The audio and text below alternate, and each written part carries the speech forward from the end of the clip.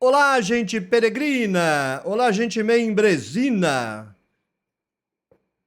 O método 4. As ideias. Edgar Morin, gênio vivo, 102 anos. É a única pessoa no planeta viva que eu reconheço como gênio. Não significa que não haja outros, mas eu não os conheço. Se há, não os conheço. Há muita gente boa, muitos autores que eu respeito muito, mas nenhum deles produziu nada que se compare a O Método. Nada. Absolutamente nada.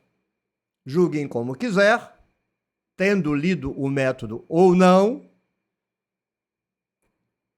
Qualquer coisa que se leia sem ler o método, para mim é perda de tempo. Estou lendo o volume 4 da coleção O Método e vou ler hoje Complexidade da Sociologia do Conhecimento, Sociedade Trivial e Conhecimento Trivial.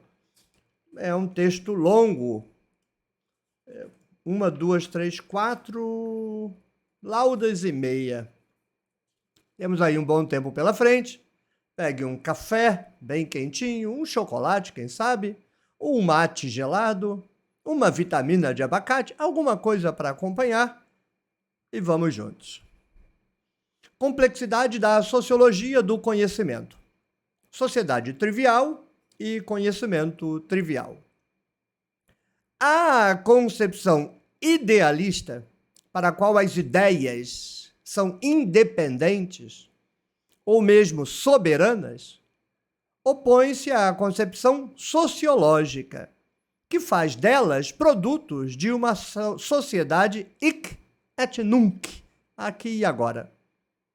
Como vimos, cada uma dessas concepções é em parte verdadeira e em falsa, na totalidade. Vimos também que não há apenas condições históricas, sociais, culturais, prescritivas para a ideia e para o conhecimento. Há também condições permissivas, que cedem lugar às autonomias individuais, à ideia nova, ao pensamento criativo. Além disso, como veremos na próxima parte, há uma autonomia / independência do mundo das ideias, dentro e, entre aspas, acima da cultura.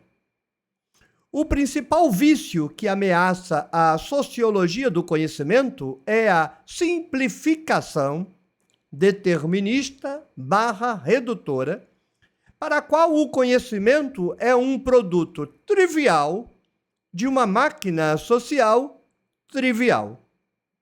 Depois do determinismo da situação da sociedade, num tempo, num lugar, num clima, reina hoje o determinismo da situação na sociedade, situação de classe que o marxismo dogmático pretendeu hiperdeterminantemente, situação de casta, inteligência, espaço socioprofissional, sociologismo trivial, ou ainda hábitos, noção forjada por Panofsky e tornada concreto armado em Bourdieu.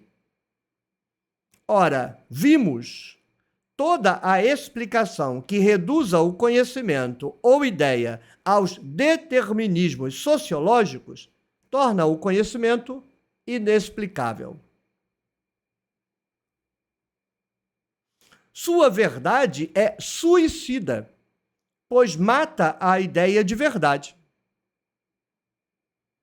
Não queremos de forma alguma atentar contra os determinismos sociais, culturais e históricos. Ao contrário, destacamos determinismos culturais, imprinting, normalização, ainda mais profundos que os determinismos sociológicos de situação, classe social, status socioprofissional, hábitos. Vimos que a determinação cultural impõe, não somente do exterior ao espírito individual, normalização, mas, sobretudo, interiormente, imprinting a partir dos princípios organizadores do conhecimento, postulados, axiomas, modelos explicativos, doutrinas. Mas não se trata, de modo algum, de um determinismo mecânico, semelhante ao da física clássica, que seria, como este, inelutável, tanto quanto inalterável. É um determinismo, ao mesmo tempo, de norma, proibição e de reprodução. A ideia de reprodução de origem biológica não deveria ser considerada uma evidência sociológica.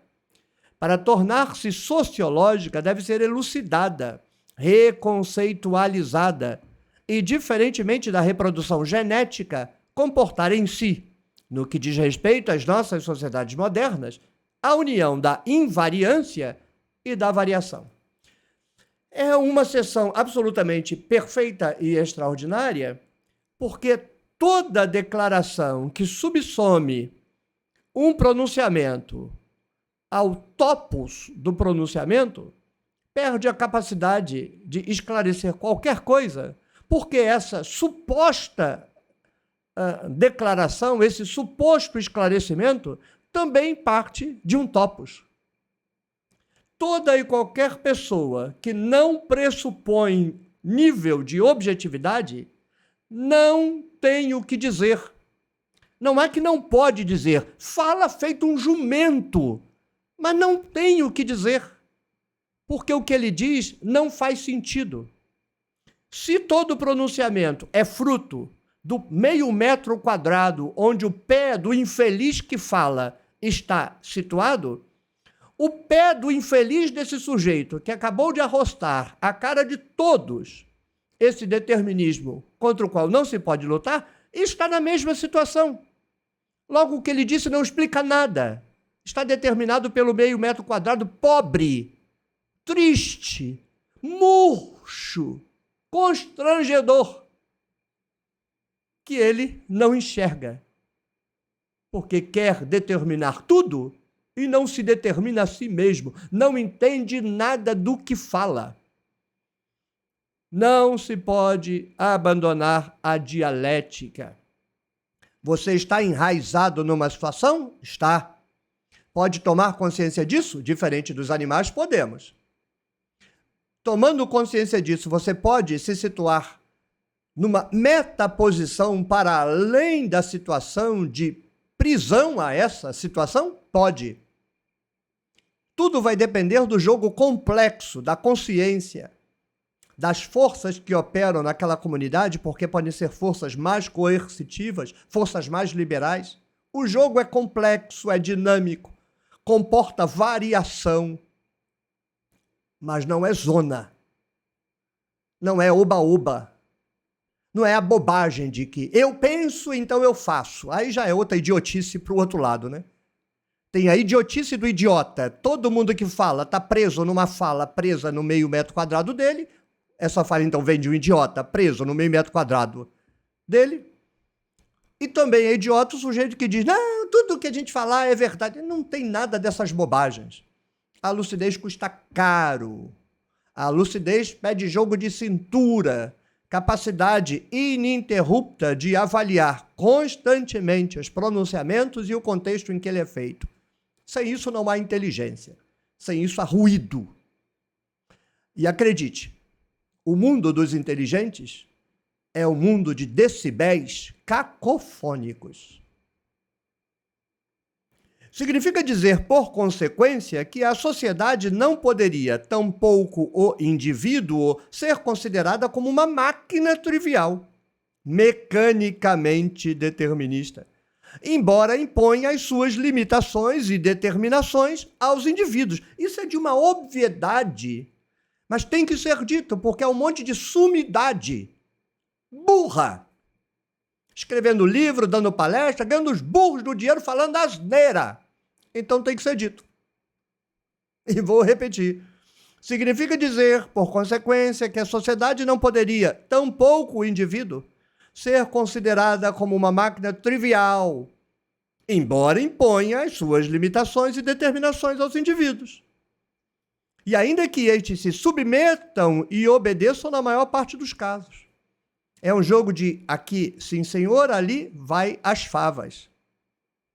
Com efeito, a diferença da máquina trivial, cujos outputs podem prever a partir dos inputs, os processos reprodutivos não estabelecem infalivelmente a invariância. As causas sociais não produzem infalivelmente efeitos previsíveis. As normas não são infalivelmente obedecidas. Há, é verdade, formidáveis processos de trivialização agindo contra os indivíduos. Mas há também, a partir das indeterminações, polideterminações, desvios, autonomias, inovações e criações individuais, novos desenvolvimentos que terminam por arruinar a cultura de onde se originam. Os capítulos anteriores já trataram disso, né? Toda cultura comporta fechamento e abertura, heteronomia e autonomia. O jogo de cada indivíduo é o jogo histórico, irrepetível, próprio, específico, particular, de interação complexa desse sujeito com o meio em que ele se situa. Há, de fato, fenômenos cognitivos triviais, prisioneiros das suas condições sociais, culturais e históricas de formação. Mas há também a aventura histórica do conhecimento, não trivial por natureza. Por isso, todo mundo que vem no meu canal e faz aquelas declarações que são de um lado ou de outra, eu digo, para com essa bobagem. Mete a cabeça na parede que o cérebro não está funcionando. Toda leitura hipernihilista e toda leitura hiperotimista é burra. Burra no sentido de que não sabe pensar. Não deveria nem abrir a boca. Em nenhuma parte a trivialização foi completa e acabada, e nesse sentido, a história é a história da relação antagônica, complementar e incerta entre trivialização, sociedade funciona como uma máquina, e destrivialização. A sociedade é imprevisível. O determinismo impõe uma trivialização imaginária à realidade social, cultural, histórica e comporta quase necessariamente o erro racionalizador que produz um input imaginário para trivializar o output real. Assim, como vimos, o marxismo goldmaniano, considerando as obras do pensamento como produtos ideológicos de uma classe social, trivializa os pensamentos de Pascal, que se tornam a expressão da nobreza de toga entalada entre monarquia absoluta e burguesia ascendente. Esse exemplo nos mostra que só se pode trivializar o pensamento original introduzindo nele a posteriori um a priori doutrinário, transformar toda a ideia em ideologia de classe. Se a evolução do conhecimento pudesse ser reduzida, prevista, produzida a partir das condições sociais, culturais, históricas que esperam os trivializadores para deduzir, prever, produzir o conhecimento do futuro. A trivialização do conhecimento não faz do conhecimento apenas um produto determinado. Faz também dele um produto qualquer. Assim, toda ideia, salvo por milagre a do sociólogo do conhecimento, torna-se ideologia. Logo, conhecimento falso. É ridículo, né? Sua estrutura obedece às estruturas socioprofissionais. Sua produção integra-se em outros processos de produção. A cultura torna-se cognoscível a partir das categorias econômicas do capital e do mercado. Ora, nem a informação, nem a teoria, nem o pensamento, nem a cultura são produtos triviais.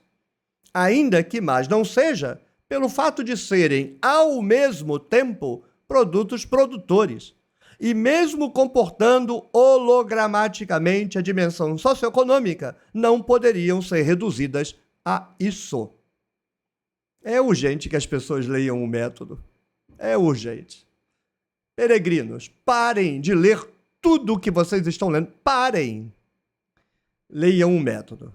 E depois voltem a ler as coisas que estão lendo. E vocês vão se perguntar, por que raios eu estava lendo essa porcaria aqui? Contudo, a redução trivializante não teme exercer-se sobre o próprio conhecimento científico. Uma citação. O campo científico é um campo social como qualquer outro, com suas relações de força e seus monopólios, suas lutas e suas estratégias, seus interesses e seus ganhos. Bourdieu. No mesmo sentido, Hagstrom pretende que a motivação primeira do cientista é a notoriedade. Por seu lado, os estudos de etnografia dos laboratórios mostram-nos como se estabelecem o crédito dos pesquisadores, em função de posição ou status, as lutas pelo reconhecimento, pelo prestígio ou pela glória, as negociações necessárias ao estabelecimento de uma prova, os ritos de iniciação na pesquisa e na universidade. Mas não se pode reduzir o interesse científico ao interesse econômico. E esse não se pode não é no sentido de que não se deveria. É heuristicamente burro fazê-lo, é falso fazê-lo, é ideológico fazê-lo. A vontade de pesquisar ao desejo de prestígio. Eu lembro, na minha dissertação de mestrado, Nehustan, a serpente de bronze, avaliador da banca. Oswaldo, qual a razão política que te levou a fazer o seu trabalho? Nenhuma. Não. Ninguém faz nada salvo por uma razão política. Não, nenhuma. Mera curiosidade. Eu estava lidando com os textos bíblicos, encontrei uma coisa, fui investigar, levantei a pedra. Vovó nunca quis que eu levantasse pedra no quintal, porque tem lacraia. Lá em Mesquita não tinha escorpião, mas lacraia tinha cada uma do tamanho de uma sucuri. E besouro mangangá também. Besouro dava você montar em cima e sair voando. Então vovó não gostava. Já que vovó não gosta, é o que a gente vai fazer.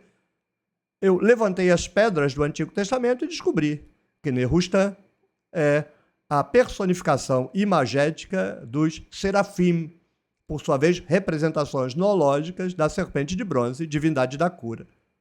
E a pessoa não se deu por satisfeita, porque para ela, todo pronunciamento de pesquisa tem um interesse político, inclusive o da pessoa, certamente. Tudo o que disse em função de interesse político. Ali, eu era só um menino, levantando pedras no quintal. Mas a pessoa não soube identificar um menino brincando no quintal. Não se pode reduzir o interesse científico ao interesse econômico, a vontade de pesquisar ao desejo de prestígio, a sede de conhecimento, a sede de poder. Você não pode reduzir. Você não pode desconsiderar o fato de que tem gente que não quer aprender, quer poder, que não quer conhecimento, quer prestígio. Isso é fato, indiscutível. Significa que todo mundo que está nesta caminhada se situa nesse quadro? Não. Isso é certamente verdadeiro para alguns, parcialmente verdadeiro para muitos, e deve ser integrado em uma sociologia complexa da ciência. Não esta bobagem, esta bosta enlatada de artigo vagabundo para ganhar ponto. Mas isso não deve mascarar ou anular a originalidade complexa da comunidade, sociedade constituída pelos cientistas. Nem as ideias fixas, as obsessões intelectuais, têmata, que animam ou dispensam a busca específica de verdade objetiva. Infartaram 17. 17 estrumes com pernas infartaram porque eu li publicamente, ao vivo, a palavra verdade objetiva. Tem um bando de estrume com cabeça de bosta de lacraia seca a dizer que não tem verdade. Então, para que esta porcaria de gente abre a boca? Porque se não tem verdade, o que ela está dizendo é um peido. Não é verdade. Esse pessoal não sabe pensar. E esse pessoal ganha a vida com prestígio. Talvez verba. Mas com pensamento, não. De fato, há na motivação científica um complexo variável e instável de interesse e desinteresse, do qual as buscas de verdade, objetividade, elucidação são partes integrantes. Este canal vive deste canal. Desde junho de 2023, eu fui ao patrão na faculdade onde eu coordenava um programa de doutorado da CAPES e disse: eu preciso das minhas contas. Eu vou me dedicar ao meu canal e vou traduzir a Bíblia. Tem certeza? Tenho. Tomei suas contas. Não tenho mais salário. Estamos agora em abril, há 10 meses. Em junho agora eu completo 1 ano de desempregado voluntário. Estou vivendo a trancos e barrancos da tradução da Bíblia, com 326 apoiadores, e do canal, com as contribuições esparsas dos peregrinos e as sistemáticas dos membros do canal. A gente vive com um sobressalto, a gente vive com preocupações quanto à manutenção do trabalho, à permanência do projeto. Mas o meu objetivo é a verdade objetiva. Eu não negocio. Eu não vou dizer o que a plateia quer. Preste atenção na frase. Dane-se a plateia. Eu não ligo para a plateia. Eu estou pesquisando e comunicando a minha pesquisa, a minha opinião, o que eu penso. As pessoas que concordarem, ótimo. Quem não concordar, não estou nem aí. Quem não concordar e conseguir me demonstrar que eu estou errado, eu abraço, agradeço, corrijo o meu pensamento e continuo na minha batida. Será que porque eu estou vivendo da tradução da Bíblia e porque eu estou vivendo do meu canal, eu vou dizer o que agrada às pessoas e vou deturpar a minha tradução para eu não perder dinheiro? Então eu estava falando bobagem conservadora aqui. Eu estava falando asneira teológica, imbecilidade espiritual, churumela, chorume, bosta, para ganhar dinheiro. Porque é assim que se ganha dinheiro com religião. Quanto mais merda você fala, mais dinheiro você ganha. Mas não é o que eu faço. Como alguém pode, em sã consciência, vai ver, está doente, considerar que não há pessoas que se dedicam com sinceridade à pesquisa, à verdade objetiva, cientes de que podem errar, certamente erram, eu, o maior deles? Como alguém pode considerar isso? Arrancou os olhos da cara, se algum dia teve olhos, se algum dia teve cara. Assim, a cegueira sobre tudo o que não é ambição, interesse, vaidade, nos esclarece apenas sobre as motivações e os comportamentos dos que semeiam a cegueira. À sombra do paradigma dominante, um intenso cretinismo, coquetel de racionalização delirante, de sofística refinada, como está cheio o mundo acadêmico, é nojento, e de grosseria determinista, trivializou pela força o não trivial. Ele se manifestou na biologia, determinismo pangenético. Na linguística, com a linguística nunca me enganei. Nunca. Fui cercado de gente encantada com o estruturalismo linguístico. Eu nunca levei a sério esta porcaria. na antropologia, na psicanálise e, evidentemente, na sociologia. Eu escrevi aqui, ó. Tá vendo aqui, ó? Apaixonei-me e não me contenho mais. 2004 eu li isso aqui. Não faz tanto tempo. Só 20 anos. Na qual a complexidade das interações, sociedade, cultura, indivíduo, foi ocultada pela concepção ao mesmo tempo determinista e trivial da sociedade. Ele, o paradigma dominante, esmagou toda a mediação entre a organização da sociedade e a organização do conhecimento. Pisoteia tudo o que deriva da criação intelectual. Reduz a teoria e as ideias a puros objetos, produtos, instrumentos. Matou o homem. Esse matou o homem sou eu dizendo, não está escrito. Todas as interpretações deterministas, redutoras, trivializantes têm em comum, por um lado, a ignorância do complexo, das condições negativas permissivas favoráveis ao conhecimento e a ideia autônomos e, por outro lado, uma rejeição extraordinária da ideia de indivíduo, autor. Eu sofri 10 anos tendo que aturar gente no meu ouvido falando de morte do autor, e você tem que ser elegante. Imagine eu tentando ser elegante. A vontade que dá é: compre um cérebro. Urgentemente, compre um cérebro. Porque o seu foi na descarga naquele dia em que você comeu muita gordura, largou tudo no vaso sanitário e foi o cérebro junto. Vou repetir.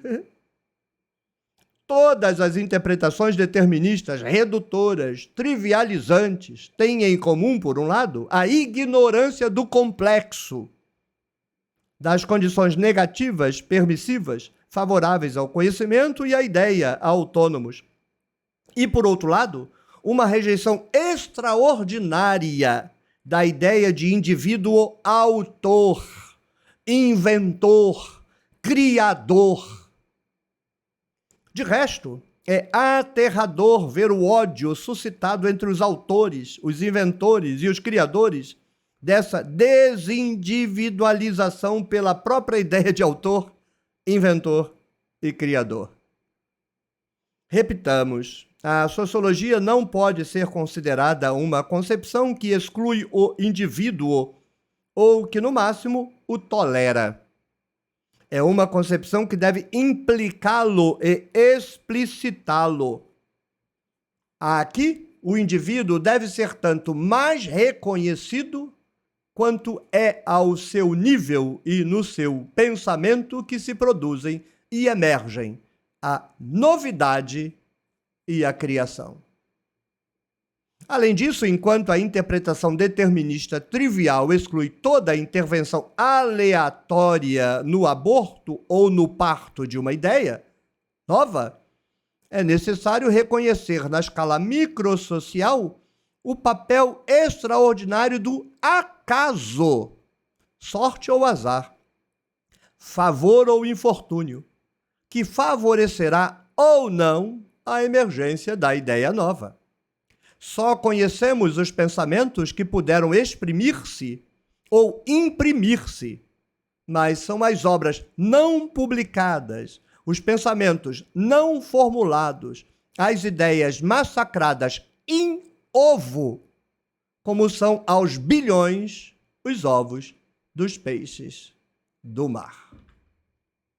Morin não há nada parecido com a sua genialidade, lucidez de descrever as tripas da sociedade que se julga pensante.